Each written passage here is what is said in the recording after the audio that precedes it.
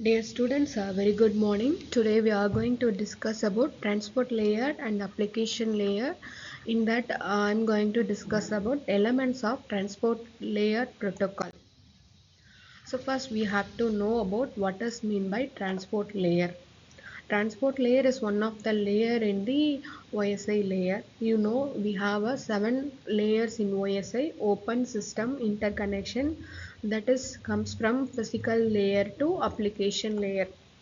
Now I'm discussing about transport layer and what are the elements in the transport layer.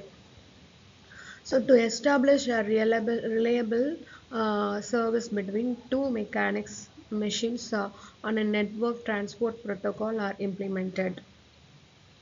In this diagram we have a sending process and receiving process. How what is sending process and receiving process is communicated data. We have to establish a reliable service between two machines, sending and receiving. Okay, so that is done by the transport layer protocol. Types of service: the transport layer also determine the types of service provided to the user from the session layer, error control and then flow control in that layer. What are the elements in of transport layer protocol? It is a connection establishment or relay, multiplexing or demultiplexing, fragmentation and reassembly, addressing. I hope you understand. This slide is very important. The topic is element of transport layer protocol. First one is the connection establishment and release, multiplexing, demultiplexing, fragmentation and reassembly, addressing. So let's discuss one by one. What is mean by addressing?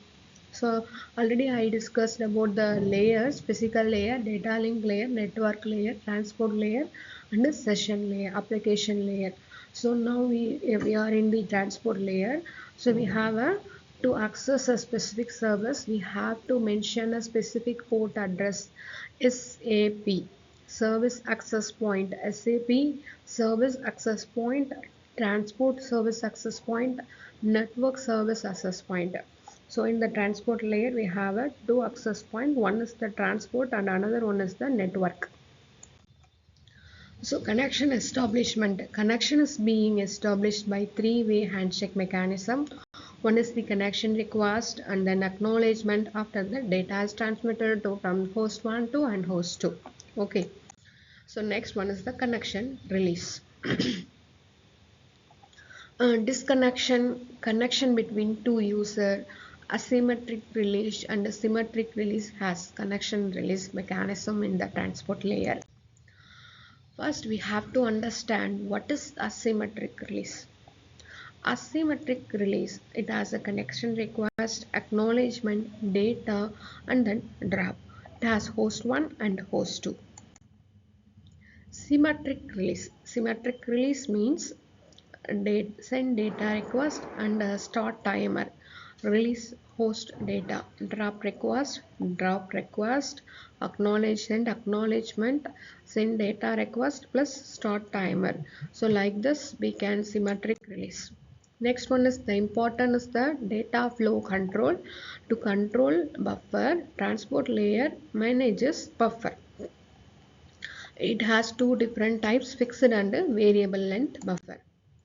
Next important thing, elements in the transport layer is the multiplexing, upward multiplexing, downward multiplexing. Multiplexing means one into many or many into one.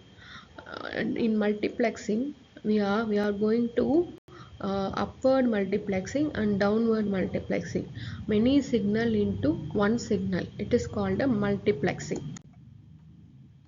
Okay students, so now it's time for assessment. Which of the following is the primary function of the transport protocol? Routing, flow control, packet switching and address translation. Which protocol is connection oriented? UDP, TCP, Internet Protocol, Address Resolution Protocol. Yes.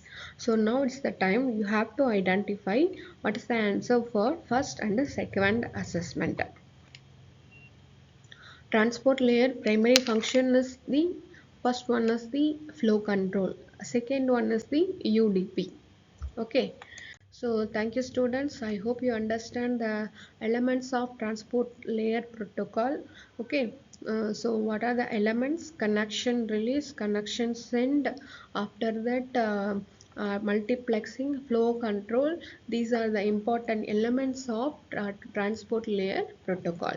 So thank you all. Have a great day.